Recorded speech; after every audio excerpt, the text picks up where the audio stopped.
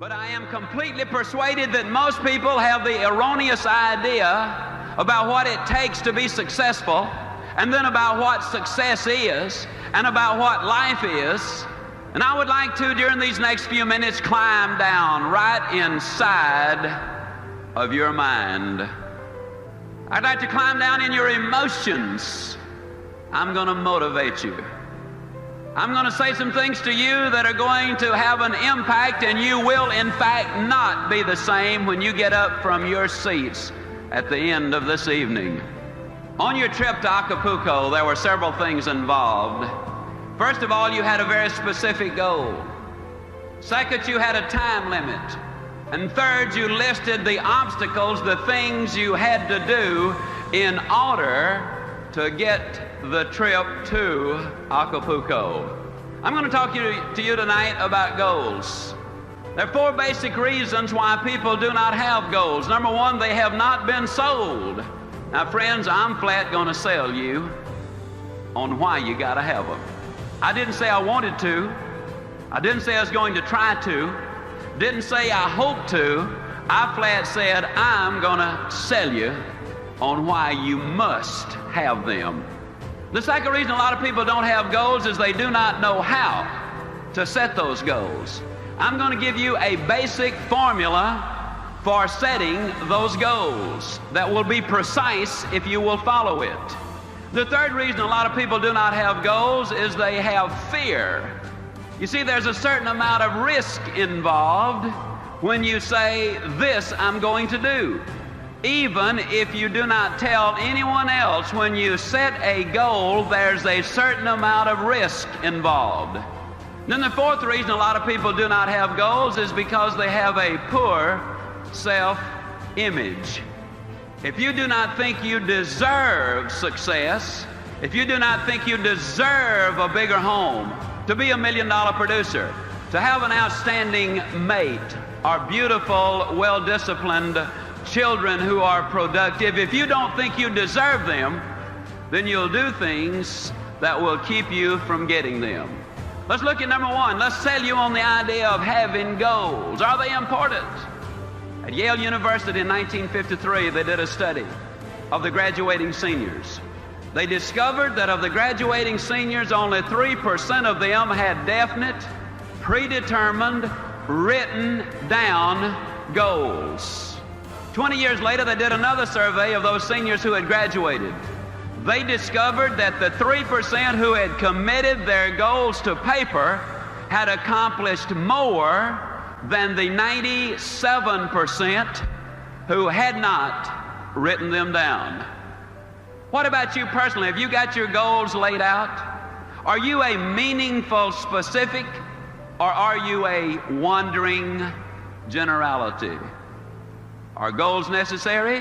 I'm going to say emphatically yes. Can you imagine the chairman of the board, General Motors, and somebody comes to him and says, how did you get to be chairman of the board, General Motors? Do you really believe he said, well, I just showed up for work, and they started promoting me, and first thing, here you know, here I am, chairman of the board, General Motors. No, I think you know that that is not the way that it happened. What about you? Are you a wandering generality, or are you a meaningful specific? How many of you are in the world of selling? Would you mind holding up your hands, please?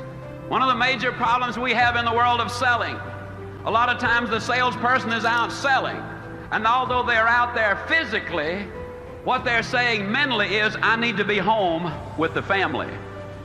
And then when they're home with the family, physically, they're saying mentally, I ought to be out in the field selling. And so when they're out in the field, they're really back at home, and when they're back at home, they're really out in the field, and they ain't never nowhere.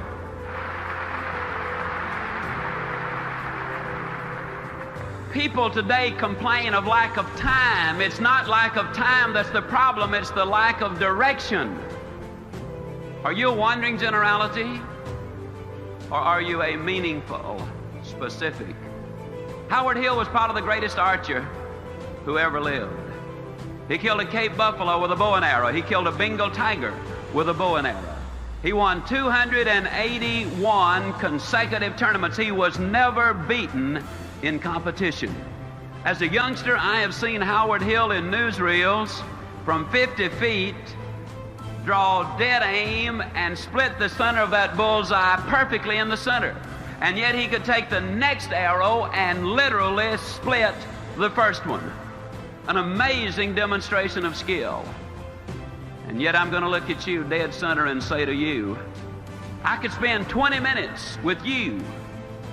And at the end of that 20 minutes, Dick, I could have any man in this audience or any woman in this audience hitting the bullseye more consistently than Howard Hill could have on the best day he ever had,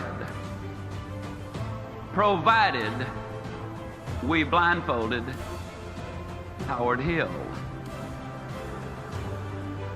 and turned him around so he would not know which direction he was facing. And you rather obviously laugh and say, Ziglar, that's silly. Of course. How could a man hit a target he could not see?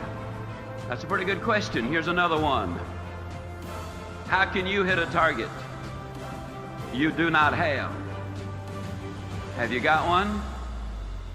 Are you a wandering generality, or are you a meaningful specific? Are you going to work tomorrow because that's what you did yesterday?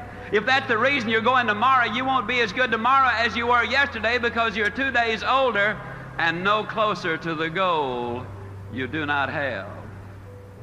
You got to have those goals. A lot of people don't have goals because of fear. I want to skip one and talk about this one just for a moment. I'll be leaving on an airplane tomorrow for Toledo, Ohio. Now, I got sense enough to know that some of those airplanes are coming down faster than they're going up. It's dangerous for that plane to fly. You see in the newspapers where the ships leave the harbor, and you see where some of them sink. It's dangerous for the ship to be on the ocean. You read where people lease their homes, and the lessee, the people who rented the house, they tear it up. It's dangerous to let somebody move into your house. And yet the engineers tell me that it's more dangerous for that plane to stay on the ground, that it will rust out faster than it will wear out up into the heavens. They tell me that that ship will collect more barnacles in the harbor and become unseaworthy faster than it will sailing the high seas. And they tell me that if that house stays empty, that it will deteriorate faster than if you do not have someone living in that house. Besides, planes are built for flying. Ships are built for sailing. Houses are built for living. And man, too, was built for purpose. He was designed for accomplishment. He's engineered for success. He's endowed with the seeds of greatness. And the greatest danger we as human beings have is when we do not do anything at all. Stop 100 young men, age 25, on any street, USA. Follow them until they're 65 years old, and of those who are still living, you will discover that only 5 of them have succeeded financially. It's almost as if they had set out in life to fail. But I also believe one of the reasons is most people don't understand this thing called money. See, I think it's all right to have money as one of your goals. Occasionally I speak to people and they say, well, I don't want to make a lot of money. You know, I believe a man or a woman that would say that would lie about other things too. A lot of people don't have it because they don't understand it. They talk about cold, hard cash. And it's neither cold nor hard. It's soft and warm. Feels good. Beautifully colored. Not once has that redhead of mine over here ever said to me, wait a minute, honey, I got to go change clothes because what I'm wearing won't go with what you're carrying. As a matter of fact, it goes beautifully with it. Every once in a while, I'll have some of my Christian friends.